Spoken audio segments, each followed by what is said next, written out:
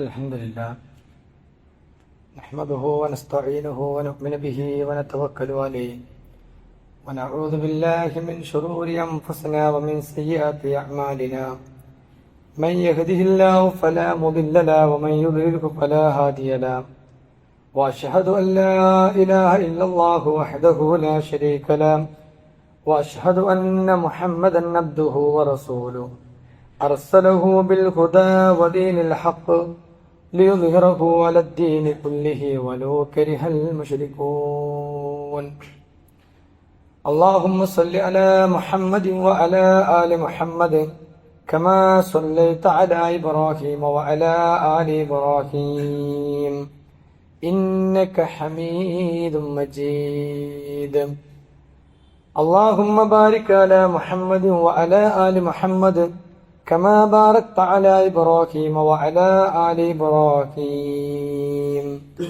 إنك حميد مجيد أما بعد فإن خير الحديث كتاب الله وخير الهدي هدي محمد صلى الله عليه وسلم وشر الأمور محدثاتها وكل محدثة بدعة وكل بدعة ضلالة وكل ضلالة في النار أعوذ بالله من الشيطان الرجيم بسم الله الرحمن الرحيم يا أيها الذين آمنوا اتقوا الله حق تقاته ولا تموتن إلا وأنتم مسلمون بسم الله الرحمن الرحيم الذي خلقني فهو يهدين والذي هو يطعمني ويسقين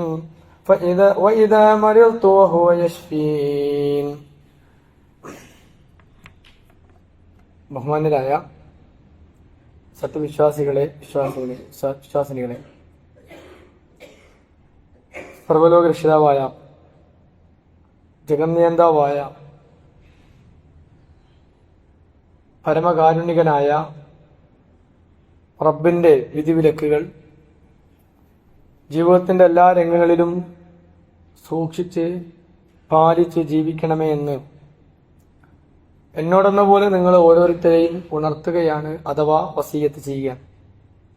അള്ളാഹു അവന്റെ വിധിവിലക്കുകൾ ജീവിതത്തിന്റെ എല്ലാ രംഗങ്ങളിലും പാലിക്കുന്ന യഥാർത്ഥ മുത്തഖീങ്ങളിൽ അള്ളാഹു നമ്മെ എല്ലാം ഉൾപ്പെടുത്തി അനുഗ്രഹിക്കുമാറാവട്ടെ. നാളെ അള്ളാഹുവിന്റെ കോടതിയിൽ രക്ഷപ്പെടുന്ന മുത്തഖീങ്ങളിൽ, മുഹ്സിനീങ്ങളിൽ, മുസ്ലിഹീങ്ങളിൽ അള്ളാഹു നമ്മെ എല്ലാം ഉൾപ്പെടുത്തി അനുഗ്രഹിക്കുമാറാവട്ടെ. അള്ളാഹുവിന്റെ മതമായ ഇസ്ലാം എല്ലാ മേഖലയിലും കൃത്യമായ മാർഗനിർദ്ദേശങ്ങൾ നൽകിയ ഒരു മതമാണ്. നമ്മളെല്ലാവരും പഠിച്ചതും മനസ്സിലാക്കിയതും അങ്ങനെയാണ്. അതുകൊണ്ടാണ് ആരോഗ്യരംഗത്തും ചികിത്സാരംഗത്തും മനുഷ്യജീവിതത്തിലെ മറ്റുള്ള ഏതേത് മേഖലകളിലും ഇസ്ലാമിന് കൃത്യമായ കാഴ്ചപ്പാടുണ്ട് എന്ന് നമ്മൾ പറയുന്നത്. മനുഷ്യനെ ബാധിക്കുന്ന എല്ലാ രോഗങ്ങൾക്കും ചികിത്സിക്കാനാണ് ഇസ്ലാം പഠിപ്പിക്കുന്നത്. രോഗം എത്ര ചെറുതാണെങ്കിലും അതിന് യോജിച്ച ചികിത്സാ രീതികൾ ഇന്ന് നമുക്കറിയാം, അത് സാർവത്രികമാണ്. ഏതൊരു ചികിത്സാ രീതിയാണോ നമുക്ക് വേണ്ടത്, ശാസ്ത്രീയമായി തെളിയിക്കപ്പെട്ടതും എല്ലാ നിലക്കും പഠനങ്ങളിലൂടെ തെളിയിക്കപ്പെട്ട ഒട്ടനവധി ചികിത്സാ രീതികൾ നമ്മുടെ മുമ്പിലുണ്ട്. അതുകൊണ്ട് തന്നെ ഇസ്ലാം ആവശ്യപ്പെടുന്നത് ചികിത്സിക്കണം എന്നാണ്. ഒരിക്കലും ഇസ്ലാം രോഗത്തെ നെഗറ്റീവായി കാണുന്നില്ല. നമ്മളെല്ലാവരും മനസ്സിലാക്കേണ്ട അതാണ്. നമുക്കൊരു രോഗം ബാധിക്കുമ്പോൾ ആ രോഗത്തെ നമ്മൾ ആരും നെഗറ്റീവായി കാണരുത് എന്നാണ് നമ്മളോട് അല്ലാഹു സുബ്ഹാനഹു വ തആല കൽപ്പിച്ചതും പ്രവാചകൻ ഉപദേശിച്ചതും. എന്നാൽ ഇസ്ലാം ആണെങ്കിലോ രോഗത്തെ ആ നിലക്ക് കാണുന്നുമില്ല. അതൊരു ജീവിതത്തിന്റെ ഭാഗമായി, അള്ളാഹുവിന്റെ വിധിയായി, ഈമാനിന്റെ ശക്തിയെ പരീക്ഷിക്കുന്നതിന് വേണ്ടിയുള്ള കാരണമൊക്കെ ആയിട്ടാണ് രോഗത്തെ ഇസ്ലാം നിർണയിച്ചിട്ടുള്ളത്. അതുകൊണ്ടാണ് പ്രവാചകൻ സല്ലല്ലാഹു അലൈഹി വസല്ലം പറഞ്ഞു, മാ യുസീബുൽ മുസ്ലിമ മിൻ നസബിൻ വലാ വസബിൻ വല ഹമ്മിൻ വല ഹുസ്നിൻ വല അദൻ വല ഗമ്മിൻ ഹത്ത ശൗഖതു യുശാഖുഹാ ഇല്ലാ കഫറല്ലാഹു ബിഹാ മിൻ ഖതായായ. നോക്കൂ, എന്ത് ബാധിച്ചാലും ഒരു മുസ്ലിമിന് ബാധിക്കുന്ന ക്ഷീണം, അല്ലെങ്കിൽ അവന്റെ മനപ്രയാസം, അവന്റെ ദുഃഖം, അവന്റെ ഉപദ്രവങ്ങൾ, അതുപോലെ അവനുണ്ടാകുന്ന പ്രയാസങ്ങൾ എല്ലാം ഏതുവരെ, ഒരു മുള്ള് തറക്കുന്നത് വരെ, അതുവരെ അവന് അല്ലാഹു സുബ്ഹാനഹു വ തആല കൊടുക്കുന്നത് അവന്റെ പാപങ്ങൾ അതുവഴി കഴുകിക്കളയുകയാണ്, ഇല്ലാതാക്കുകയാണ്. അപ്പം അത് മുഖേന പാപങ്ങൾ പൊറുക്കപ്പെടുന്ന ഒരവസ്ഥയാണ് ഉണ്ടാകുക. ഇസ്ലാം ആ നിലയ്ക്ക് ഒരു രോഗത്തെ പോലും പോസിറ്റീവായി കണ്ട് നിങ്ങൾക്കതിൽ നിന്ന് ക്ഷമിച്ചു കഴിഞ്ഞാൽ, അതിന് വേണ്ട രൂപത്തിലുള്ള ഒരു മനോഗതി നിങ്ങൾ ഉണ്ടാക്കി കഴിഞ്ഞാൽ അതുവഴി നിങ്ങൾക്ക് പ്രതിഫലം ലഭിക്കും എന്നാണ് ഇസ്ലാം മനുഷ്യരെ പഠിപ്പിക്കുന്നത്. ലാ യസാലുൽ ബലാഉ ബിൽ മുഅ്മിനി അവിൽ മുഅ്മിനതി ഫീ ജസദിഹി വഫീ മാലിഹി വഫീ വലദിഹി ഹത്താ യൽഖല്ലാഹു വമാ അലൈഹാ മിൻ ഖതായായ. അവരുടെ പാപങ്ങൾ പൊറുക്കാണ്. ധനത്തിലോ അവന്റെ കുട്ടികളിലോ സ്വന്തം ശരീരത്തിലോ തന്നെയും എന്തെങ്കിലും ഒരു പ്രയാസം ഉണ്ടായി ബലാ ഉണ്ടായാൽ തന്നെ അല്ലാഹു സുബ്ഹാനഹു വ തആല അത് മുഖേന നമുക്ക് പാപങ്ങൾ പൊറുക്കപ്പെടുന്നതിനുള്ള അവസരമായിട്ടാണ് നമുക്കതിനെ പരിചയപ്പെടുത്തിയത്. അപ്പൊ പ്രിയപ്പെട്ട സഹോദരങ്ങളെ, നമ്മൾ ആരും രോഗത്തെ നെഗറ്റീവായി കാണേണ്ടതില്ല. ആ രോഗം വഴി എനിക്ക് അല്ലാഹു ഖൈർ നൽകും എന്നാണ് നമ്മൾ വിചാരിക്കേണ്ടത്. എന്നിട്ടോ അത് വിചാരിച്ചിങ്ങനെ വീട്ടിലിരിക്കുക, അല്ല അത് വിചാരിച്ചിങ്ങനെ ഒരു സ്ഥലത്ത് ഇരിക്കുകയാണോ വേണ്ടത്? അല്ല, എന്താണോ നിങ്ങൾക്ക് ബാധിച്ചത് ആ ബാധിച്ചതിന് വേണ്ട ചികിത്സ നിങ്ങൾ കാണണം. നോക്കൂ, പ്രവാചകൻ സല്ലല്ലാഹു അലൈഹി വസല്ലമ പറഞ്ഞു, ലികുല്ലി ദാഇൻ ദവാ, എല്ലാ രോഗത്തിനും മരുന്നുണ്ട്. ഫഇദാ ഉസീബ ദവാഉ ദാഇ ബറഅ ബിഇദ്നില്ലാഹി അസ്സ വജല്ല. നിങ്ങൾ ഒരു രോഗം ബാധിച്ചു കഴിഞ്ഞാൽ നിങ്ങൾ അതിനു വേണ്ടി എന്തെങ്കിലും ചികിത്സിക്കണം. അള്ളാഹുവിന്റെ ഇതിന് പ്രകാരം, അള്ളാഹുവിന്റെ അനുമതി പ്രകാരം നമ്മൾ നൽകുന്ന ഏതെങ്കിലും ഒന്നിലൂടെ, മരുന്നുകളിലൂടെ അള്ളാഹു അതിന് ശിഫ നൽകും എന്നാണ്. അതുകൊണ്ട് പ്രിയപ്പെട്ട സഹോദരങ്ങളെ, ഒന്നാമതായി വേണ്ടത്, രോഗം ബാധിച്ചു കഴിഞ്ഞാൽ ആദ്യം വേണ്ടത് എന്താണ്? അള്ളാഹുവിനോട് പ്രാർത്ഥിക്കണം. ചികിത്സിക്കാൻ നമ്മൾ തയ്യാറാകണം, അള്ളാഹുവിനോട് പ്രാർത്ഥിച്ചു കൊണ്ടിരിക്കുകയും വേണം. അപ്പം നമ്മൾ ആദ്യം ചികിത്സ തേടണം, പിന്നെ പ്രാർത്ഥന വേണം. മറ്റൊന്നിൽ പറഞ്ഞത്, നിങ്ങൾ എന്ത് സംഭവിച്ചാലും പ്രാർത്ഥിക്കുക, എന്നിട്ട് അള്ളാഹു പറഞ്ഞ മാർഗത്തിൽ എന്തൊക്കെയാണോ നിങ്ങൾക്ക് ചെയ്യാൻ പറ്റിയ ഭൗതിക തലത്തിലുള്ള സംഗതികൾ അത് നിങ്ങൾ ചെയ്യുക. നോക്കൂ, പ്രവാചകൻ സല്ലല്ലാഹു അലൈഹി വസല്ലമയുടെ ഒരു ഉദാഹരണം തന്നെ പ്രവാചകൻ അതിന് പഠിപ്പിച്ചതായി കാണാൻ കഴിയും. ഒരിക്കല് പ്രവാചകൻ സല്ലല്ലാഹു അലൈഹി വസല്ലമ, മഹാനായ അലി റളിയല്ലാഹു അൻഹു പറഞ്ഞത്, പ്രവാചകന്റെ കൂടെയുള്ള മരുമകനായ അലി റളിയല്ലാഹു പറയാണ്, പ്രവാചകൻ ഒരിക്കൽ നമസ്കരിച്ചുകൊണ്ടിരിക്കുമ്പോ ഒരു തേള് പോലത്തെ ഒരു സംഗതി വന്ന് കുത്തി. പ്രവാചകൻ സല്ലല്ലാഹു അലൈഹി വസല്ലമ നമസ്കാരം കഴിഞ്ഞ് ഉടനെ പറഞ്ഞു, ലഅനല്ലാഹുൽ അഖറം, ആ തേളിനെ അല്ലാഹു ശപിക്കട്ടെ. മാ തദഉ മുസല്ലിയൻ വലാ ഗൈറഹു ഔ നബിയൻ ഔ ഗൈറഹു, നബിയാണെന്ന് പരിഗണിക്കാതെ ആ ചെയ്തത് കൊണ്ട് അതിനെ അല്ലാഹുവിന്റെ റസൂൽ ശപിച്ചു, കൊന്നിട്ട് പ്രവാചകൻ സല്ലല്ലാഹു അലൈഹി വസല്ലമ പറഞ്ഞു, ഉപ്പും ജലവും കൊണ്ടുവരാൻ. അങ്ങനെ രണ്ടും കൂടി കലർത്തിയിട്ട് പ്രവാചകൻ സല്ലല്ലാഹു അലൈഹി വസല്ലമ അത് കുത്തിയ ഭാഗത്ത് പുരട്ടിയിട്ട് അള്ളാഹുവിനോട് പ്രാർത്ഥിക്കുകയാണ്. നോക്കൂ, നമ്മളപ്പോ ചെയ്യേണ്ടത്, ഇതിന് കൃത്യമായി അള്ളാഹുവിന്റെ റസൂൽ രോഗം വന്നു കഴിഞ്ഞാൽ നമ്മൾ ചെയ്യേണ്ട രൂപം അള്ളാഹിന്റെ റസൂൽ പഠിപ്പിച്ചിരിക്കുകയാണ്.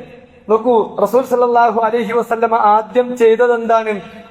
ആ പറ്റിയ സംഗതിക്ക് പറ്റിയ ഒരു മരുന്ന് അള്ളാഹിന്റെ റസൂൽ ഉണ്ടാക്കാൻ. എന്നിട്ട് റസൂൽ എന്ത് ചെയ്യുന്നു? അത് ഉപയോഗപ്പെടുത്തുന്നു. അതിനുശേഷം എന്ത് ചെയ്യുന്നു? അള്ളാഹുവിനോട് പ്രാർത്ഥിക്കുന്നു. നമ്മൾ പ്രാർത്ഥിക്കണം. പ്രാർത്ഥന ഏറ്റവും വലിയ ഒരു മരുന്നാണ്. اللهم اذهب البأس رب الناس اشف انت الشافي لا شفاء الا شفاؤك شفاء لا يغادر سقما. അല്ലാഹുവിന്റെ റസൂൽ പഠിപ്പിച്ച പ്രാർത്ഥന. ഈ പ്രാർത്ഥനയൊക്കെ മനസ്സറിഞ്ഞ് പ്രാർത്ഥിച്ചാൽ ചില രോഗങ്ങൾ നമുക്കറിയാം, രോഗം പോയി എന്ന് നമ്മൾ കരുതും. പോയി എന്ന് കരുതി നമ്മൾ വീണ്ടും അങ്ങ് ഇറങ്ങുമ്പോഴാണ് ആ രോഗം വീണ്ടും അങ്ങ് തിരിച്ചു വരാൻ. ലാ യുഗാദിറു സഖമ, പഠിച്ചോനെ ഇനി ആ നിലക്കുള്ള ഒരു വേദന ഇല്ലാത്ത വണ്ണം അതിനെ മാറ്റിത്തരാൻ വേണ്ടി റബ്ബിനോട് ആത്മാർത്ഥമായി പ്രാർത്ഥിക്കുവാൻ ഇസ്ലാം ആവശ്യപ്പെടുക. അപ്പൊ ഒന്ന് നമ്മൾ വേണ്ടത് ഇസ്ലാമിലെ ചികിത്സാ രീതി എന്ന് പറഞ്ഞാൽ ഏതാണോ ആ ചികിത്സിക്കാൻ പറഞ്ഞ മാർഗം ഏത് നമുക്ക് അവലംബിക്കാം, ശാസ്ത്രീയമായി തെളിയിക്കപ്പെട്ട സംഗതികൾ അവലംബിക്കാം. എന്നിട്ട് റബ്ബിനോട് ആത്മാർത്ഥമായി പ്രാർത്ഥിക്കണം. അതാണ് ഇസ്ലാം പറയുന്നത്. അപ്പൊ പ്രാർത്ഥന എന്ന് പറഞ്ഞാൽ ഏറ്റവും വലിയൊരു മരുന്നാണ്. അല്ലാതെ ഏതെങ്കിലും രോഗമുണ്ടാകുമ്പോഴും ചികിത്സിക്കാതെ ഏതെങ്കിലും മന്ത്രവാദികളെ സമീപിച്ചുള്ള ഒരു ചികിത്സ ഇസ്ലാം അനുവദിക്കുന്നില്ല. അങ്ങനത്തെ ഒരു മന്ത്രം ഇസ്ലാമിലുണ്ട്. ഏതാ ഇസ്ലാമിലെ മന്ത്രം? ഖുർആൻ ആയത്തുകളാണ്. അള്ളാഹുവിനോട് നമ്മുടെ പ്രാർത്ഥനയാണ്, നമ്മൾ ചെയ്യുന്ന പ്രാർത്ഥനകളാണ് ഇസ്ലാമിലെ മന്ത്രം എന്ന് പറയുന്നത്. ആ കാര്യം നമ്മൾ നിർവഹിക്കുക, ചെയ്യാനുള്ളത് ചെയ്തിട്ട് റബ്ബിനോട് പ്രാർത്ഥിക്കുക. പ്രിയപ്പെട്ട സഹോദരങ്ങളെ, ഏത് രോഗവും എന്തൊരു സംഗതിയും മാറ്റുന്നത് റബ്ബാണ്. ആ റബ്ബിനോട് നമ്മൾ തേടാം. അപ്പൊ അത് ഉണ്ടാകുമോ ഇല്ലയോ എന്ന് നോക്കാൻ വേണ്ടിയിട്ടാണ് അള്ളാഹു നമുക്ക് തരുന്നത്. നമ്മൾ മറന്നു പോകുമ്പോ, നമ്മൾ വിസ്മരിച്ചു പോകുമ്പോ, നമ്മൾ ജീവിതത്തിന്റെ ക്രമം തെറ്റി ഓടുമ്പോ നമ്മളെ ഒന്ന് നേരെയാക്കാൻ വേണ്ടി അള്ളാഹു തരാൻ. അപ്പൊ നമ്മൾ എന്ത് ചെയ്യണം? റബ്ബിലേക്കൊന്ന് മടങ്ങിയാൽ മതി. പരീക്ഷണം ഉണ്ടാവും. ഇത് ബലാഇന്റെ ലോകമാണ്. നമ്മളൊക്കെ സൃഷ്ടിക്കപ്പെട്ടത് ഏതിനു വേണ്ടിയാ? പ്രിയപ്പെട്ട സഹോദരങ്ങളെ, നമ്മൾ ഇവിടേക്ക് വന്നത് ആഖിറത്തിലേക്ക് വേണ്ടി പോകാനാണ്. നമ്മൾ ഇവിടെ സ്ഥിരമായി താമസിക്കാൻ വേണ്ടി വന്ന ആളുകളല്ല. നമ്മളെ സൃഷ്ടിച്ചത് അള്ളാഹു ആഖിറത്തിലേക്കാണ്. അപ്പൊ ഇവിടെ കുറച്ചു കാലം നമ്മൾ നോക്കുന്ന സമയത്ത് സ്വാഭാവികമാണ് ഇവിടെ ചില ടെസ്റ്റുകൾ ഉണ്ടാവും. അത് ഈമാനിന്റെ അളവനുസരിച്ച് ടെസ്റ്റിങ് കൂടും. അപ്പൊ ആ കൂടുന്ന ടെസ്റ്റുകൾക്കിടയിൽ ചിലപ്പോൾ രോഗങ്ങൾ ടെസ്റ്റായി വരും. പ്രവാചകന്മാർക്ക് ബാധിച്ചിട്ടുണ്ട്. അവരൊക്കെ ചെയ്തത് ഏതെങ്കിലും ഒരു മന്ത്രവാദിയുടെ അടുത്ത് പോയി, അല്ലെങ്കിൽ ഏതെങ്കിലും ഒരു മുൻകഴിഞ്ഞ പ്രവാചകന്മാരുടെ ഖബറിന്റെ അടുത്ത് പോയി അവരെന്തെങ്കിലും ഒക്കെ കോപ്രായങ്ങൾ കാണിച്ചതല്ല. പ്രിയപ്പെട്ട സഹോദരങ്ങളെ, അവരൊക്കെ ആത്മാർത്ഥമായി അള്ളാഹുവിനോട് പ്രാർത്ഥിക്കുകയാണ്. അവര് രോഗത്തിന് വേണ്ട ചികിത്സ തേടിയിട്ട് പടച്ചതമ്പുരാനോട് ആത്മാർത്ഥമായി പ്രാർത്ഥിക്കുന്ന രംഗങ്ങളാണ് നമുക്ക് കാണാൻ കഴിയുന്നത്. അതുകൊണ്ട് മന്ത്രവാദം എന്ന് പറഞ്ഞ് ഏതെങ്കിലുമൊക്കെ, ഇപ്പൊ ഇസ്ലാമിക് മന്ത്രവാദം, അതുപോലെ പ്രവാചകനിക്ക് മന്ത്രവാദം തുടങ്ങി പലതരത്തിലുള്ള പല ടൈപ്പ് മന്ത്രവാദങ്ങളുമുണ്ട്. അവിടെയൊക്കെ എന്താ നടക്കുന്നത്? ഇപ്പോൾ ഈ നടത്തുന്ന ആളുകൾ തന്നെ പറയാണ്, ഇത് അവസാനം ചെന്നുപെടുക വ്യഭിചാരത്തിലാണ്, അല്ലെങ്കിൽ ഇത് അവസാനം ചെന്നുപെടുക ചൂഷണത്തിലാണ്. ഇത് നടത്തുന്ന ആളുകൾ തന്നെ അവർ തന്നെ പറയാണ് അധിക സംഗതികളും ഇതിലെ തട്ടിപ്പാണ്. പ്രിയപ്പെട്ട സഹോദരങ്ങളെ, മനുഷ്യരെ ചൂഷണം ചെയ്യാൻ പറ്റുന്ന ഒരു രംഗേതാ. ഇപ്പൊ നമുക്കറിയാം, ആശുപത്രികളായാലും ആശുപത്രികൾ ഉണ്ടാകുന്ന എന്തുകൊണ്ടാ? മനുഷ്യന്റെ ഒരു ദുർബലതയാണ് ഈ രോഗം ഉണ്ടാകുന്ന അവസ്ഥ എന്ന് പറഞ്ഞാൽ. നമ്മൾ ആലോചിക്കി, ഒരു രോഗം അള്ളാഹു തരുമ്പോ നമ്മുടെ മനസ്സ് തളരാൻ. ഈ തളരുന്ന സന്ദർഭത്തിൽ അവിടെയാണ് ഈ ചൂഷകന്മാർ അധികവും വരിക. മനസ്സൊന്ന് പേടിക്കുന്നിടത്ത് ചൂഷകന്മാർ വരും. മനസ്സ് പേടിക്കലപ്പോഴൊക്കെ അള്ളാഹുവിൽ നിന്ന് വിട്ടുപോയാൽ നമ്മുടെ മനസ്സ് പേടിക്കും, നമ്മൾ ആകെ ബേജാറാവും. അപ്പൊ ഏതാ ആളുകൾ വരും, നിങ്ങളുടെ മനസ്സ് ബേജാറാണ്ട, ഇന്ന സ്ഥലത്തേക്ക് നേർച്ച ചെയ്താൽ മതി. അപ്പൊ നമ്മുടെ ഈമാൻ എവിടെ പോയോ അവിടെ ചൂഷകന്മാർ വരും. മറ്റൊന്ന്, നമ്മൾക്ക് മനസ്സ് ദുർബലപ്പെടുന്നത് രോഗമുണ്ടാകുമ്പോഴാ. എന്തെങ്കിലും ഒരു രോഗത്തിന്റെ ലക്ഷണം കണ്ടു കഴിഞ്ഞ് ഇത് ഇന്ന രോഗമാണെന്ന് പറഞ്ഞാൽ നമ്മുടെ മനസ്സ് തളർന്നു പോകും. അപ്പോഴേക്കും ആളുകൾ വരും, നിങ്ങൾ പേടിക്കേണ്ട, തളരേണ്ട, നിങ്ങൾ ഇന്നാരിന്ന ഔലിയുടെ അടുത്തേക്ക്, ഇന്നാരിന്ന മന്ത്രവാദിയുടെ അടുത്തേക്ക്. എന്തുകൊണ്ടാണ് നമ്മൾ പോണത്? നമ്മുടെ മനസ്സ് അത്രയും ദുർബലമായി കിടക്കുകയാണ്. ആ ദുർബലതയിൽ പ്രിയപ്പെട്ടവരെ നമ്മളെ ശക്തിപ്പെടുത്തേണ്ടത് പടച്ചതമ്പുരാനെ കൊണ്ടുള്ള ഓർമ്മകളാണ്, അള്ളാഹുവിനെ കൊണ്ടുള്ള ഓർമ്മകളാണ്. അങ്ങനെ നമ്മൾ ഓർത്തു കഴിഞ്ഞാൽ ഏത് രോഗം, ഒരു രോഗം കൊണ്ട് അള്ളാഹു സുബ്ഹാനഹു വ തആല നമ്മളെ ഈ ലോകത്തുനിന്ന് കൊണ്ടുപോകണം എന്നാണ് നിശ്ചയിച്ചതെങ്കിൽ നമ്മൾ അങ്ങനെ തന്നെ പോകും. ഇനി അതല്ല, ആ രോഗം കൊണ്ട് നമ്മളെ പരീക്ഷിക്കുമ്പോൾ നമ്മുടെ ഈമാനിനെ പരീക്ഷിക്കുകയാണെങ്കിൽ അവിടെ നമ്മൾ വിജയിക്കുകയല്ലേ വേണ്ടത്, പരാജയപ്പെടുകയല്ലല്ലോ വേണ്ടത്. പരാജയപ്പെടുക എന്ന് പറഞ്ഞാൽ എന്താണ്? നമ്മളിങ്ങനെ ദുർബലനായി ഏതെങ്കിലും മന്ത്രവാദിയുടെ അടുത്ത് പോകും, എന്നിട്ട് നമ്മൾ പല മന്ത്രവും ഹോമവും ചെയ്യും, പലതും അവിടെ കൊടുത്തുപോലും അള്ളാഹുവിൽ നിന്ന് നമ്മൾ വിട്ട് ഇയാളിൽ നമ്മൾ തവക്കുൽ ചെയ്യും.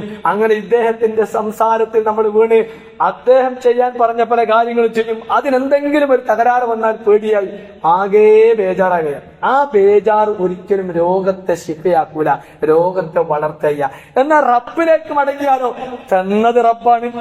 ആ തന്ന റബ്ബിനറിയാം എന്താണ് ആ രോഗത്തിന് കാരണമെന്ന്. ആ രോഗത്തിന്റെ കാരണം റബ്ബങ്ങ് എടുത്തു കഴിഞ്ഞാൽ കഴിഞ്ഞു പ്രിയപ്പെട്ടവരെ ആ രോഗം. പിന്നെ ആ രോഗം ഉണ്ടാവും. അതിനെന്ത് ചെയ്യണം? ആത്മാർത്ഥമായി പടച്ചവനോട് പ്രാർത്ഥിക്കണം. മറ്റൊരു പ്രധാനപ്പെട്ട കാര്യം, രോഗമുള്ളവർ അത് മറ്റുള്ളവരിലേക്ക് പകർത്താതിരിക്കാൻ ശ്രദ്ധിക്കണം. അത് പ്രവാചകൻ സല്ലല്ലാഹു അലൈഹി വസല്ലം പറഞ്ഞാൽ, രോഗമുണ്ടായി കഴിഞ്ഞാൽ ആ രോഗം മറ്റൊരാൾക്ക് ഉണ്ടാകുന്നതിനെ തൊട്ട് ഇയാൾ ശ്രദ്ധിക്കണമെന്നാണ്. രോഗമില്ലാത്തവർ അത് തനിക്ക് വന്നുപെടാതിരിക്കാൻ വേണ്ടിയുള്ള സൂക്ഷ്മത പുലർത്തിയും വേണം. രണ്ടും നബി സല്ലല്ലാഹു അലൈഹി വസല്ലം പറഞ്ഞു. രോഗമുള്ള ആള് മറ്റുള്ള ആൾക്ക് കൊടുക്കുന്നതിനെ തൊട്ട് സൂക്ഷിക്കണം. രോഗമില്ലാത്ത ആൾ രോഗമുണ്ടാകുന്ന അവസ്ഥ വരാതിരിക്കാനുള്ള പ്രൊട്ടക്ഷൻ അവനും എടുക്കണം എന്ന് പ്രവാചകൻ സല്ലല്ലാഹു അലൈഹി വസല്ലമ. ഇദാ സമിഅതും ബിൽ ബിൽ അർദ് ഫലാ തുഖദ്ദിമു അലൈഹി വഇദാ വഖഅ ബിൽ അർദ് വഅൻതും ബിഹാ ഫലാ തഖ്റജു ഫിറാറ. നിങ്ങൾ ഒരു ഭൂമിയിൽ അങ്ങനെ എന്തെങ്കിലും ഒരു സ്ഥലത്തൊരു ഒരു രോഗമുണ്ട് എന്നറിഞ്ഞാൽ അവിടേക്ക് നിങ്ങൾ പോകരുത്, അവിടെയുള്ള ആളുകൾ പുറത്തേക്കും പോകരുത്, കാരണം ആ രോഗം പരക്കും. അങ്ങനെ പ്രവാചകൻ സല്ലല്ലാഹു അലൈഹി വസല്ലമ രണ്ടു കൂട്ടരോടും കൃത്യമായ നിർദ്ദേശം കൊടുത്തു. എന്താണ് അങ്ങനെ പറയാൻ കാരണം? നിങ്ങൾ ആലോചിച്ചിട്ടുണ്ടോ എന്തുകൊണ്ടാണ് നബി അങ്ങനെ പറഞ്ഞത്? നബി ഒരു വെറുതെ വർത്താനം പറഞ്ഞല്ല. ഇസ്ലാം എന്ന് പറഞ്ഞാൽ ശുദ്ധിയുടെ മതമാണ്, വൃത്തിയുടെ മതമാണ്. വൃത്തിയാണ് ഇസ്ലാമിന്റെ, ഈമാനിന്റെ ഭാഗമാണ് പ്രിയപ്പെട്ടവരെ വൃത്തി. അപ്പം ആ ഒരു എന്തെങ്കിലും ഒരു തകരാറ് ഒരു സംഭവം ഉണ്ടായിക്കഴിഞ്ഞാൽ അത് മുഖേന മറ്റുള്ള അശുദ്ധി ഉണ്ടാവരുത്, അത് അവിടെ തീർക്കണം, അതിനു വേണ്ടിയുള്ള ക്രമം ഉണ്ടാക്കണം. അപ്പോ വിശുദ്ധിയുടെ ഇസ്ലാം പഠിപ്പിക്കുന്ന പാഠങ്ങൾ പോലും പ്രിയപ്പെട്ടവരെ നോക്കൂ, മനുഷ്യന് എത്ര ആശ്വാസമാണ്. ഇന്നല്ലാഹ യുഹിബ്ബു തവ്വാബീന വയുഹിബ്ബുൽ മുതതഹിരീൻ. അല്ലാഹു സുബ്ഹാനഹു വ തആല പശ്ചാത്തപിക്കുന്നവരെ, അതായത് ഒരു രോഗമാണ് ഏത് ഈ ചീത്ത ചെയ്യുക എന്നത്, മനസ്സിന്റെ ഒരു രോഗമാണ്. അതിന്റെ മരുന്ന് എന്താണ്? തൗബയാണ്. മറ്റൊരു രോഗമാണ് വൃത്തിയില്ലാത്ത ശരീരത്തിന് അഴുക്കുകൾ വന്നു കഴിഞ്ഞാൽ രോഗമുണ്ടാകും. അതിന്റെ ശുദ്ധീകരണമാണ് വുദു എടുക്കുക, അതുപോലെ കുളിക്കുക. ഇതൊക്കെ ഇസ്ലാം പറഞ്ഞതാണ്. ഇതൊക്കെ നിങ്ങൾ നിർവഹിച്ചു കഴിഞ്ഞാൽ റബ്ബിന് ഇഷ്ടാണ്. അപ്പൊ റബ്ബിന്റെ ഇഷ്ടം നടപ്പാക്കി പ്രവൃത്തികളാണ് ഇതൊക്കെ എന്ന് മനസ്സിലാക്കി ഒരു രോഗമുള്ള ഒരാൾ മറ്റൊരാൾക്ക് പകർത്താതിരിക്കുന്നത് പോലും അദ്ദേഹത്തിന് ഗുണമാണ്. പ്രവാചകന്റെ സുന്നത്താണ് അയാൾ നടപ്പിലാക്കുന്നത്. അതുവഴി അദ്ദേഹത്തിന് കൂലിയാണ്. നോക്കൂ, നമ്മളൊരു പ്രൊട്ടക്ഷൻ സ്വീകരിക്കുന്നു. മറ്റുള്ള ആളുകളിൽ നിന്ന് ഒരു രോഗം കാണാൻ നമ്മൾ പോവാണ്, നമ്മൾ മാസ്ക് ഒക്കെ ധരിച്ചു പോകുന്നത് നമുക്കതുവഴി കൂലിയാണ്. നമ്മൾ ആ രോഗത്തിൽ നിന്ന് രക്ഷ നേടാൻ വേണ്ടി നബി കരീം സല്ലല്ലാഹു അലൈഹി വസല്ലം നിർദ്ദേശിച്ചു. അതിന്റെ അടിസ്ഥാനത്തിലാണ് ഞാൻ ചെയ്യുന്നത്. അപ്പോഴേ കൂലി ഉണ്ടാവും. ഏതോ ഒരു മാസ്ക് എടുത്താണ് ധരിച്ച് കൂലി കിട്ടൂല. നമ്മൾ ചെയ്യുന്നത് പ്രവാചകന്റെ ഒരു സുന്നത്ത് ഞാൻ ചെയ്യുകയാണ് എന്ന ഉദ്ദേശത്തോടു കൂടി ഒരു കാര്യം നമ്മൾ നിർവഹിച്ചു നോക്കൂ, അതിന് കൂലിയാണ് പ്രിയപ്പെട്ടവര്. ഏതൊരു പ്രവർത്തനത്തിനും ഇസ്ലാമിന് കൂലിയാണ്, ഏതിനും കൂലി. അതെന്ത് വേണം? അള്ളാന്റെ റസൂലിന്റെ കൽപ്പന പ്രകാരം ഞാനിത് ചെയ്യുന്നത്. ഒരാളെ കണ്ട് പുഞ്ചിരിക്കുക, എപ്പോഴും ചിരിക്കുന്നുണ്ട്, ഓന്റെ മനസ്സിൽ എന്തായിട്ടുണ്ടോ? അള്ളാന്റെ റസൂല് പറഞ്ഞൊരു സ്വതക്കയാണ്. ഒരാൾ വരുന്നുണ്ട്, നിങ്ങൾക്കൊരു സ്വതക്ക കൊടുക്കണം. എന്താ സ്വതക്ക? മൂപ്പരെ കണ്ടൊന്ന് പുഞ്ചിരിക്കുക. ഈ ഒരു മനസ്സിന്റെ ഉദ്ദേശത്തോടു കൂടി അയാളൊന്ന് പുഞ്ചിരിച്ചു കഴിഞ്ഞാൽ അദ്ദേഹത്തിന് ഒരു ദിവസം ലഭിക്കുന്നത് എത്ര പുണ്യാണ്. പക്ഷെ ഒരു പുണ്യവും കിട്ടാതെ നമ്മൾ ഇത്ര ആൾക്കാർ പോകുന്നുണ്ട്. അപ്പൊ ആ രൂപത്തിൽ നമ്മളോട് ഇസ്ലാം കൽപ്പിക്കുന്നതെല്ലാം നമ്മുടെ രക്ഷയ്ക്ക് വേണ്ടിയാണ് എന്ന കാര്യം നമ്മൾ പ്രത്യേകം ഓർക്കണം. എന്നാൽ രോഗം വന്നാല് ഇപ്പൊ പുതിയൊരു ട്രെൻഡ് എന്താ വെച്ചോ, രോഗം തന്നത് ദൈവം തന്നെ മാറ്റിക്കൊള്ളും. എന്നിട്ട് രോഗം വന്നിട്ട് ചികിത്സിക്കാതിരിക്കുക. പ്രവാചകൻ സല്ലല്ലാഹു അലൈഹി വസല്ലമ പഠിപ്പിക്കാത്തൊരു സംഗതിയാണ്. ദൈവം തന്നത് ദൈവം തന്നെ മാറ്റും എന്ന് പറഞ്ഞ് അങ്ങനെ ഇരിക്കുന്ന ആളുകൾ ഉണ്ടാകുന്നുണ്ട്. അത് ഇസ്ലാം അംഗീകരിക്കുന്നില്ല. അതുപോലെ ഇപ്പം ഏത് രോഗമായാലും ഗർഭകാലം എന്ന് പറയുന്നത്, ഗർഭവും പ്രസവവും എന്നത് ഒരു രോഗമല്ല. പക്ഷെ അതെന്താണ്? അതിന് ആ ഗർഭിണികളായ ആളുകൾ അനുഭവിക്കുന്ന പ്രയാസം വിശുദ്ധ ഖുർആൻ പറഞ്ഞു, വഹ്നൻ അലാ വഹ്നിൻ, പ്രയാസത്തിന് മേൽ പ്രയാസം. അപ്പൊ എളുപ്പം നൽകാൻ ഏറ്റവും സുരക്ഷിതമായ സ്ഥലം ഏതുണ്ടോ അവിടെ തെരഞ്ഞെടുക്കാം. അത് ഏതിലാ ഉള്ളത് അത് തെരഞ്ഞെടുക്കാൻ ഇസ്ലാം അനുവദിക്കുന്നുണ്ട്. അപ്പോ ആ സ്ത്രീയെ സംബന്ധിച്ചിടത്തോളം അത്രയും പ്രയാസമുള്ള ഒരു സമയത്ത് ആ പ്രയാസത്തെ ലഘൂകരിക്കാൻ ആവശ്യമായ എന്തൊക്കെ ശാസ്ത്രീയ സംവിധാനങ്ങളുണ്ടോ അവിടെ കൊണ്ടുപോയി ആക്കുക എന്നതാണ് ഇസ്ലാം പറഞ്ഞത്. അല്ലാതെ അവരെ കൊണ്ടുപോയിട്ട് വേദനയുടെ മേൽ പിന്നെയും വേദന ഉണ്ടാക്കിയിട്ട് മരണപ്പെടുത്തുന്ന അവസ്ഥയിലേക്ക് കൊണ്ടുപോവുകയല്ല വേണ്ടത്. സുരക്ഷയ്ക്ക് ഏറ്റവും നല്ലത് ഏതാണോ അത് തെരഞ്ഞെടുക്കാനാണ് ഇസ്ലാം ആവശ്യപ്പെടുന്നത്. അതുകൊണ്ട് പ്രിയപ്പെട്ട സഹോദരങ്ങളെ, ഇന്ന് പലപ്പോഴും രോഗത്തിന്റെ പേരിൽ വരെ ഇതിങ്ങനെ പറയാൻ കാരണം സോഷ്യൽ മീഡിയ എടുത്തു നോക്കിയാൽ അറിയാം എന്തൊരു ഇസ്ലാമാണ്. ഇസ്ലാം ഇത്രയേറെ ഒരു പുരോഗതിയില്ലാത്ത, മനുഷ്യരോട് പറയാൻ പറ്റാത്ത ഒരു മതമായിട്ടാണ് പലരും ചിത്രീകരിക്കുന്നത്. എന്നാൽ അതിന് രണ്ട് വശങ്ങളുണ്ട്. ഒന്ന്, ഇങ്ങനെ ഒരു സംഭവം ഉണ്ടാകും. ഇപ്പൊ വഖഫ് ബില്ല് വന്നപ്പോഴാണ് എല്ലാ ന്യൂജൻ ആളുകൾ വരെ വഖഫിനെ പറ്റി പഠിച്ചു. ഇസ്ലാമിന്റെ ഒരു ഗുണം അതാണ്. ഏതിനെയാണ് ഇസ്ലാമിനെ തകർക്കാൻ വേണ്ടി ഇസ്ലാമിന്റെ ഏതൊരു സംജ്ഞയെയാണോ പുറത്തേക്ക് എടുത്തിരുന്നത് അത് ആളുകൾ പഠിക്കും. പഠിക്കുമ്പോഴാണ് ഇത് നല്ലൊരു സംഗതിയാണല്ലോ, എന്തിനാ ഇപ്പൊ എതിർക്ക്. അമുസ്ലിങ്ങളായ ആളുകൾ വരെ, ഇസ്ലാമിനെ എതിർത്തുകൊണ്ടിരുന്ന ആളുകൾ വരെ ഇതിനെ പഠിച്ചപ്പോ ഒരു മനുഷ്യൻ അയാളുടെ സ്വത്തുനിന്നാണല്ലോ, ആരാന്റെ സ്വത്ത് എടുത്തിട്ട് കൊടുക്കല്ലോ, അവനാന്റെ സ്വത്തുനിന്ന് ഒരു സെന്റ് കൊടുക്കുക. എന്തൊരു മനസ്സിന്റെ വിശാലതയാണ് ഇത്. വല്ലാത്ത മനുഷ്യരാണല്ലോ എന്നിടത്തേക്ക് അപ്പൊ എത്തുന്നത്. നോക്കി, എന്താണോ ആളുകൾ വിചാരിച്ചത് നേരെ ഉൾട്ടായിട്ടാണ് വരിക. കാരണം ഇസ്ലാം എന്ന് പറഞ്ഞത് അള്ളാഹുവിന്റെ മതമാണ്.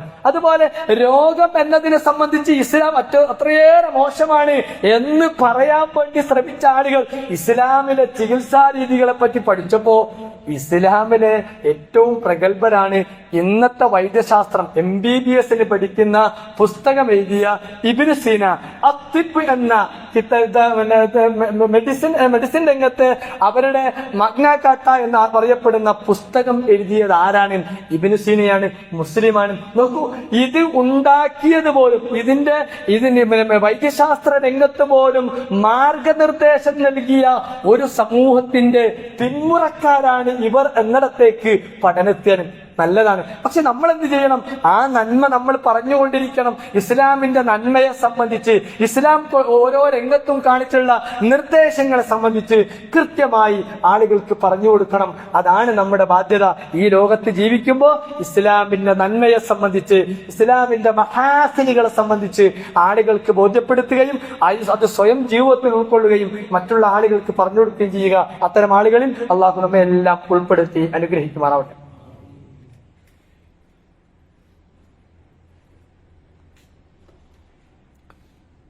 അൽഹംദുലില്ലാഹ് വസ്സലാത്തു വസ്സലാമു അലാ അശ്റഫിൽ മുർസലീൻ വഅലാ ആലിഹി വസഹ്ബിഹി അജ്മഈൻ. അമ്മാ ബഅദ്. ഉസീകും സാനിയം ബിതഖ്വല്ലാഹ്. സ്നേഹം നിറഞ്ഞ സത്യവിശ്വാസികളെ, വിശ്വാസിനികളെ, സർവ്വലോക രക്ഷിതാവായ പടച്ച തമ്പുരാന്റെ നിയമനിർദ്ദേശങ്ങൾ ജീവിതത്തിന്റെ എല്ലാ രംഗങ്ങളിലും പാലിച്ച് സൂക്ഷിച്ച് ജീവിക്കണമേ എന്ന് എന്നോടെന്ന പോലെ നിങ്ങൾ ഓരോരുത്തരെയും ഒരിക്കൽ കൂടി ഉണർത്തുകയാണ്, അഥവാ വസിയ്യത്ത് ചെയ്യുകയാണ്. ഇന്ന് രണ്ടാം ഖുത്ബയിൽ നമ്മൾ ഓരോരുത്തരും നമ്മളെ പറ്റിയും നമ്മുടെ ചുറ്റുപാടിനെ പറ്റിയും അല്പം ഒന്ന് ആലോചിക്കുക. നമുക്ക് നമ്മുടെ ചുറ്റുപാട്, നമ്മുടെ സാധനങ്ങളൊക്കെ വില ഇങ്ങനെ ഉയർന്നുകൊണ്ടിരിക്കുക. ഒരു ഭാഗത്ത് അങ്ങനെ നമ്മുടെ സ്ത്രീകളൊക്കെ വിവസ്ത്രരായി വസ്ത്രം ഇങ്ങനെ കുറഞ്ഞുകൊണ്ടിരിക്കുകയാണ്. പള്ളികൾ നല്ല മോടി ഇങ്ങനെ കൂടുന്നുണ്ട്, പള്ളിക്കകത്ത് ആളുകൾ കുറഞ്ഞുകൊണ്ടിരിക്കുകയാണ്. അള്ളാഹുവിന്റെ നിയമങ്ങൾ നമ്മൾ പറഞ്ഞതുപോലെ എല്ലാം ശാസ്ത്രീയമാണ്, വ്യവസ്ഥാപിതമാണ്. പക്ഷെ അള്ളാഹുവിന്റെ നിയമങ്ങൾ പാലിക്കുന്നിടത്ത് അവഗണിക്കപ്പെട്ടുകൊണ്ടിരിക്കുകയാണ്. നമുക്കറിയാം, ആളുകൾ നമ്മൾക്കിടയിൽ എന്തെങ്കിലുമൊക്കെ മോഷ്ടിക്കുന്ന ആളുകൾ, അല്ലെ മോഷ്ടാക്കൾ എന്ന് പറഞ്ഞാൽ നമ്മൾ സാധാ പണ്ടത്തെ കള്ളനല്ല, ഇന്നത്തെ ആധുനിക മോഡലുള്ള മോഷ്ടാക്കൾ വാഴ്ത്തപ്പെടുന്ന ഒരു കാലമാണ്. നമുക്കറിയാം, ധർമ്മത്തിന് വേണ്ടി പോരാടുന്ന ആളുകൾ ബന്ധിതരാകുന്ന ഒരു കാലമാണ്. വ്യഭിചാരം എന്ന് പറയുന്നത് സാർവത്രികമാണ്. അതായത് നമ്മൾ വ്യഭിചാരം എന്ന് പറയുന്നത് ഏതെങ്കിലും ഒരു സ്ഥലത്ത് അടച്ചിട്ട റൂമിൽ എപ്പോഴെങ്കിലും നടക്കുന്ന ഒന്നായി കണ്ടിരുന്നിടത്ത് മാറി വ്യഭിചാരം എന്നത് അത് നിർബാധം നമുക്ക് ചുറ്റിലും ഇങ്ങനെ നടന്നുകൊണ്ടിരിക്കുകയാണ്. അതുപോലെ വിവാഹങ്ങൾ, നമ്മുടെ നാട്ടിലുള്ള വിവാഹങ്ങൾ കച്ചവടവൽക്കരിച്ചുകൊണ്ടിരിക്കുകയാണ്. സ്ത്രീകൾ പുരുഷന്മാരെ അടക്കി ഭരിക്കുന്ന ഒരു അവസ്ഥയിലേക്ക് എന്തു പറഞ്ഞാലും ഒരു സ്ത്രീക്ക് വേണ്ടത് ഏറ്റവും പ്രധാനം ഒരു ലജ്ജയാണ്. ആ ലജ്ജ പോലും ഇല്ലാതെ ആ ഒരു ആണിനെ പോലെ നിൽക്കുന്ന ഒരവസ്ഥയിലേക്ക് വരുന്ന ഒരു ഘട്ടം നമ്മുടെയൊക്കെ ചുറ്റിലും ഇങ്ങനെ കാണുകയാണ്. മുസ്ലിം നാടുകൾ പരീക്ഷിക്കപ്പെടുകയാണ്. ദാരിദ്ര്യം അനുഭവിക്കുന്ന ആളുകൾക്ക് തണലേകുന്ന ആളുകൾ കുറഞ്ഞു വരികയാണ്. നാം എന്താ ചെയ്യാം? ഈ സന്ദർഭത്തിൽ നമ്മോട് ചെയ്യാൻ പറഞ്ഞ ഏറ്റവും പ്രധാനപ്പെട്ട ഒരു സംഗതി, ഞാൻ ഇങ്ങനെ ചുറ്റിലും ഇങ്ങനെ നോക്കിയപ്പോ ഓരോന്ന് കണ്ടത്, ഇതിൽ നിന്ന് നമുക്ക് ചെയ്യാൻ വേണ്ടി അള്ളാഹ് പറഞ്ഞിട്ടുണ്ടോ, യാ അയ്യുഹല്ലദീന ആമനൂ തൂബൂ ഇലല്ലാഹി തൗബതൻ നസൂഹാ. നിങ്ങൾ അള്ളാഹുവിനോട് ആത്മാർത്ഥമായി പശ്ചാത്തപിക്കുക. ചുറ്റിലും ഇങ്ങനെ പലതും നടക്കും. നിങ്ങൾ പശ്ചാത്തപിച്ചാൽ അസാ റബ്ബുക്കും അൻ യുകഫിറ അൻകും സയ്യിആതികും, നിങ്ങളുടെ ഈ മോശത്തരത്തിന് പകരം അള്ളാഹു നിങ്ങളുടെ അത് പുറത്ത് മാപ്പാക്കി നിങ്ങൾക്ക് നല്ലൊരു അവസരം ഉണ്ടാക്കി തന്നേക്കാം.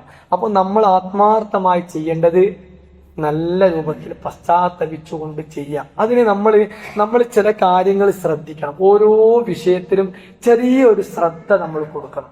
വളരെ ഗൗരവത്തിൽ പറയാണ്, ചെറിയൊരു ശ്രദ്ധ. അപ്പൊ നോക്കി, നമ്മൾ ചെയ്യുന്നുണ്ട്, പക്ഷെ ആ ചെയ്യുന്നത് ഒരു ഓട്ടസഞ്ചിയിൽ നമ്മളൊരിക്കൽ സംഗതി എടുത്തു വെക്കുന്നത് പോലെയാണ് നമ്മൾ ചെയ്യുന്നത്. നോക്കൂ, നമ്മൾ നന്നായി വുളു ചെയ്യുന്നുണ്ട്.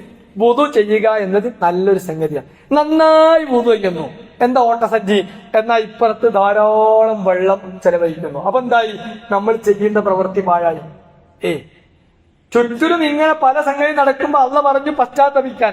എന്നിട്ട് പറഞ്ഞു നിങ്ങൾ നല്ലോണം ചെയ്യ്, നിങ്ങൾ ആത്മാർത്ഥമായി ചെയ്യ്. പക്ഷെ ചെയ്യുന്നത് എന്താ?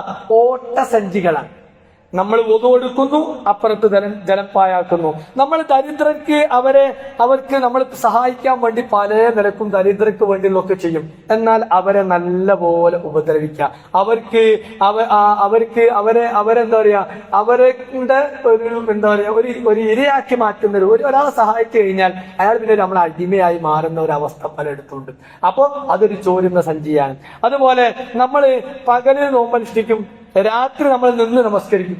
ഇതേ മനുഷ്യൻ പകല് നോമ്പോറ്റ് രാത്രി നിസ്കരിച്ച മനുഷ്യൻ കുടുംബ ബന്ധം ചേർക്കുന്നിടത്ത് പരാജയം. അവൻ ഓട്ടസഞ്ചിയാണ്. ഈ നിസ്കാരം ആ നോമ്പ് ഒരു കാര്യമല്ല, അങ്ങനെ പോവാണ് അതുപോലെ നമ്മൾ ആലോചിക്കും, നല്ലോണം പ്രയാസപ്പെട്ടുകൊണ്ടാണ് പലപ്പോഴും നമ്മൾ നോമ്പ് നോൽക്കാം.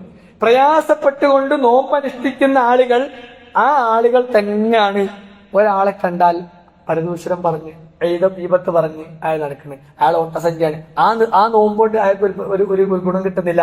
ഇങ്ങനെ പ്രിയപ്പെട്ട സഹോദരങ്ങളെ, നമ്മൾ ഓരോന്നും പരിശോധിച്ച് നോക്കിയാൽ കാണാം. നോക്കി, സ്ത്രീകൾ നല്ലപോലെ വസ്ത്രം ധരിക്കും, നല്ലപോലെ വസ്ത്രം, ഇസ്ലാമികപരമായ വസ്ത്രം ധരിച്ച് നടക്കും. എന്നാൽ അതിന്റെ മുകളിൽ ഭയങ്കര പെർഫ്യൂംസ്, നല്ല ഹൈ ക്വാളിറ്റി ഉള്ള ആളുകളെങ്ങനെ പിന്നെ മയക്കുന്ന തരത്തിലുള്ള പെർഫ്യൂം ധരിക്കും. അതൊരു ഓട്ടസഞ്ചിയാണ്.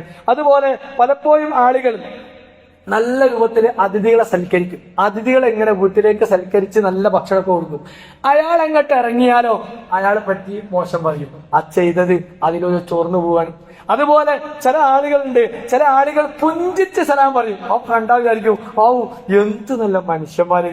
അയാൾ അങ്ങോട്ട് ഇറങ്ങിയാൽ പിന്നെ അയാളെ പറ്റി, ഞാൻ സലാം പറഞ്ഞ ആളില്ലേ, അയാൾ ആരാന്നറിയും, പറ്റ പോക്ക എന്ന് പറഞ്ഞ് പിന്നെ അയാളെ പറ്റി മോശം പറയും. അപ്പൊ ഈ ചെയ്തത് ഇപ്പുറത്തുകൂടി പാഴാക്കുന്ന പ്രവർത്തനങ്ങളായി പ്രിയപ്പെട്ട സഹോദരങ്ങളെ നമ്മുടെ പ്രവർത്തനങ്ങൾ മാറിപ്പോകുന്നുണ്ട്. അതുകൊണ്ട് പരീക്ഷണങ്ങൾ ചുറ്റിലും എങ്ങനെ വരിക, നമ്മളൊന്ന് ശ്രദ്ധിച്ചാൽ മതി.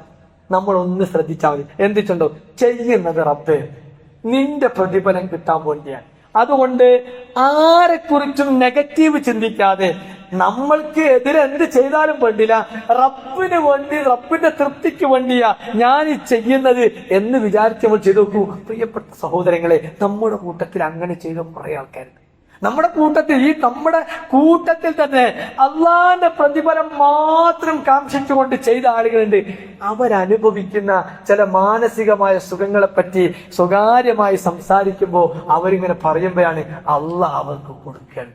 ഓട്ടസഞ്ചില്ലാത്ത നല്ല സഞ്ചി ഉപയോഗിച്ച് പ്രവർത്തിച്ച ആളുകളാണ്. പ്രിയപ്പെട്ടവരെ, നമുക്ക് അല്ലാഹു സുബ്ഹാനഹു വ തആല അതിന് നമുക്ക് തൗഫീഖ് നൽകും. അതുകൊണ്ട് ആ കാര്യത്തിൽ നമ്മൾ പ്രത്യേകമായ ഒരു നിർദ്ദേശം, രണ്ട് കാര്യം കൂടി. ഹജ്ജിന്റെ നിർദ്ദേശം നല്ല കർശനം. ഹജ്ജിന്റെ നിർദ്ദേശം വെച്ചാൽ പൈസ ഉള്ളോ ഹജ്ജ് ചെയ്യണമെന്നാ. എന്നാ നോക്കൂ, ആ ഹജ്ജ് ചെയ്യാൻ പോകാൻ പൈസ ഉള്ള ആള് തന്നെ എത്ര പൈസ മുടക്കിയിട്ടാ നല്ല ടൂറ് പോണ്. ഓക്കെ, എത്ര പൈസ മുടക്കിയിട്ടാ ഏറ്റവും നല്ല ടൂറ് പോകാൻ അവനൊരു പ്രശ്നവുമില്ല.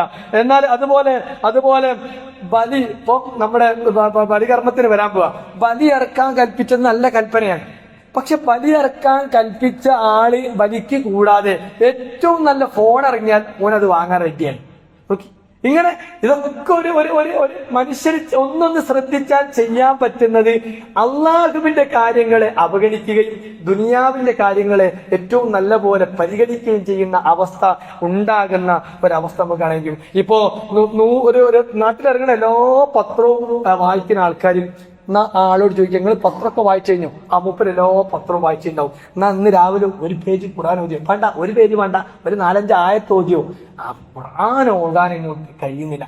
ഈ പത്രമൊക്കെ വായിക്കുന്ന മനുഷ്യൻ ഒരു പേജ് ഖുർആൻ ഓതാൻ കഴിയുന്നില്ല. പ്രിയപ്പെട്ടവരെ, ഒന്നൊന്ന് മാറിയാൽ നോക്കി അയാൾക്ക് എത്ര കൂലിയായിരിക്കും. അതുകൊണ്ട് നമുക്ക് ചെയ്യാൻ പറ്റുന്ന, നമുക്ക് ചെയ്യാൻ കഴിയുന്ന കാര്യങ്ങൾ ആത്മാർത്ഥമായി നമ്മളൊന്ന് ചെയ്തു കഴിഞ്ഞാൽ അള്ളാഹുവിന്റെ സഹായം നമുക്കുണ്ടാവും. ഇപ്പൊ നമ്മൾ ഏറ്റവും അധികം പ്രതീക്ഷിക്കുന്നത് പടച്ചോന്റെ സഹായമാണ്. ഫിർഔനെ രക്ഷിച്ച, ഫിർഔനിൽ നിന്ന് മൂസായെ രക്ഷിച്ച അള്ളാഹുവിന്റെ സഹായം, നമ്രൂദിൽ നിന്ന് ഇബ്രാഹിം നബി അലൈഹി സ്വലാത്തു വസ്സലാമെ രക്ഷിച്ച അള്ളാഹുവിന്റെ സഹായം, ഉത്ബത്തിന്റെയും ഷൈബത്തിന്റെയും അബൂജഹലിന്റെയും ഖുറൈശികളായ നേതാക്കന്മാർ, അവരുടെ കിങ്കരന്മാരിൽ നിന്ന് പ്രവാചകനെ രക്ഷിച്ച അള്ളാഹുവിന്റെ സഹായം നമുക്ക് വേണോ? നമ്മളൊന്ന് ആത്മാർത്ഥമായി അള്ളാഹുവിലേക്ക് മടങ്ങിയാൽ മതി. അള്ളാഹുവിന്റെ സഹായം കൊണ്ട് നമ്മൾ അള്ളാഹു പൊതിയും. അള്ളാഹു സുബ്ഹാനഹു വ തആല അതിന് നമുക്ക് തൗഫീഖ് നൽകി അനുഗ്രഹിക്കുമാറാവട്ടെ. റഹ്മാനായ നാഥ, റഹീമായ നാഥ, ഗഫൂറായ നാഥ, ഞങ്ങളെല്ലാം ചെയ്തിട്ടുള്ള എല്ലാ നന്മകളും ഞങ്ങളിൽ നിന്ന് സ്വീകരിച്ച് അനുഗ്രഹിക്കണേ റഹ്മാനെ. അള്ളാഹുവെ, ഞങ്ങൾ അനുഭവിക്കുന്ന എല്ലാ മാനസികമായ പ്രയാസങ്ങളിൽ നിന്നും ഞങ്ങൾക്ക് നീ ആശ്വാസം നൽകി നീ അനുഗ്രഹിക്കണേ റഹ്മാനെ. അള്ളാഹുവെ, ഞങ്ങളുടെ കൂട്ടത്തിൽ നിന്ന് മരണപ്പെട്ടു പോയ ഞങ്ങളുടെ സഹോദരിമാർ, സഹോദരങ്ങൾ, അള്ളാഹുവെ, അവർക്കെല്ലാം നീ മഗ്ഫിറത്തും മർഹമത്തും നൽകി നീ അനുഗ്രഹിക്കണേ റഹ്മാനെ. അള്ളാഹുവെ, എൻ്റെ ഒരു അമ്മായി വളരെ കാലം മാനസികമായ പ്രയാസങ്ങളിലൂടെ കഴിഞ്ഞുപോയി. അവര് വല്ലാത്തൊരു ജീവിതം, ഞങ്ങളുടെ കുടുംബത്തില് ഞങ്ങള് ഇത്രയേറെ സ്വർഗം അള്ളാഹു സുബ്ഹാനഹു വ തആല കൊടുക്കുകയാണെങ്കിൽ കൊടുക്കും എന്ന് ഞങ്ങളൊക്കെ വിചാരിക്കുന്ന ഞങ്ങളുടെ അമ്മായി ഇന്നലെ ഞങ്ങളിൽ നിന്ന് ഇവിടെ പറഞ്ഞുപോയി.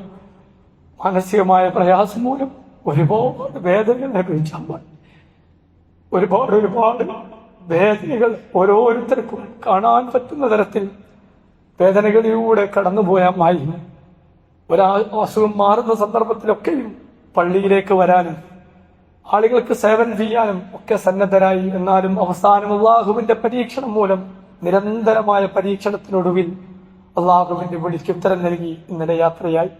അവരുടെ ഭർത്താവ് അവരെ ആ കാലമത്രയും സുന്ദരമായി അവരെ പരിചരിക്കുകയും അവർക്ക് വേണ്ട എല്ലാം നൽകി തന്റെ ജോലിയെല്ലാം ഉപേക്ഷിച്ച് അവരോടൊപ്പം നിന്ന് അവരെ ജീവിതത്തിന്റെ അവസാന നിമിഷം വരെ രാവിലെ ആശുപത്രിയിലേക്ക് കൊണ്ടുപോകുമ്പോൾ കലിമത്ത് ചൊല്ലി, അങ്ങനെ ചൊല്ലി അവസാനം ആശുപത്രിയിലെത്തി മരണപ്പെടുന്ന സമയം വരെ കൂടെ നിന്ന ഇവിടെ ഭർത്താവ്. അള്ളാഹുവേ, എന്റെ അമ്മായിക്ക് എല്ലാ പാപങ്ങളിൽ നിന്നും നീ പുറത്ത് മാപ്പാക്കി അനുഗ്രഹിക്കണ റഹ്മാൻ. ആ അമ്മായിക്കാക്ക് അള്ളാഹുവേ എല്ലാ നിരക്കുമുള്ള ബർക്കത്തും നൽകി നീ അനുഗ്രഹിക്കണ റഹ്മാനെ. അവർ ചെയ്ത പ്രവർത്തനങ്ങൾ അവരിൽ നിന്ന് നീ സ്വീകരിച്ച് അനുഗ്രഹിക്കണ റഹ്മാനെ. അള്ളാഹുവേ, ഞങ്ങളുടെ കൂട്ടത്തിൽ നിന്ന് മരണപ്പെട്ടു പോയ ഒരുപാട് സഹോദരിമാർ, സഹോദരങ്ങൾ, അവർക്കെല്ലാം റഹ്മാനെ മഗ്ഫിറത്തും മർഹമത്തും നൽകി നീ അനുഗ്രഹിക്കണ റഹ്മാനെ. അള്ളാഹുവേ, നമ്മുടെ കൂട്ടത്തിൽ രോഗം കൊണ്ട് പ്രയാസപ്പെടുന്ന സഹോദരിമാർക്ക്, സഹോദരങ്ങൾക്ക് അള്ളാഹുവേ രോഗത്തെ ശിഫയാക്കി കൊടുക്കണേ റഹ്മാനെ.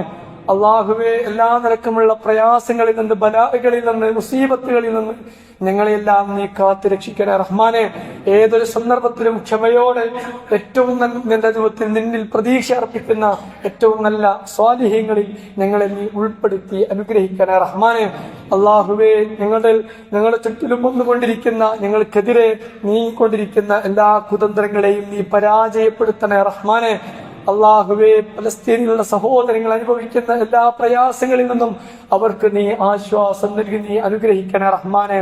اللهم اغفر للمؤمنين والمؤمنات والمسلمين والمسلمات الأحياء منهم والأموات إنك مجيب الدعوات ويا قاضي الحاجات اللهم أجرنا من النار اللهم أجرنا من النار اللهم أجرنا من النار ربنا آتنا في الدنيا حسنة وفي الآخرة حسنة وقنا عذاب النار ربنا ظلمنا أنفسنا وإن لم تغفر لنا وترحمنا لنكونن من الخاسرين ربنا تقبل منا ربنا تقبل منا ربنا تقبل منا إنك أنت السميع العليم وتب علينا إنك أنت التواب الرحيم استغفر الله لي ولكم.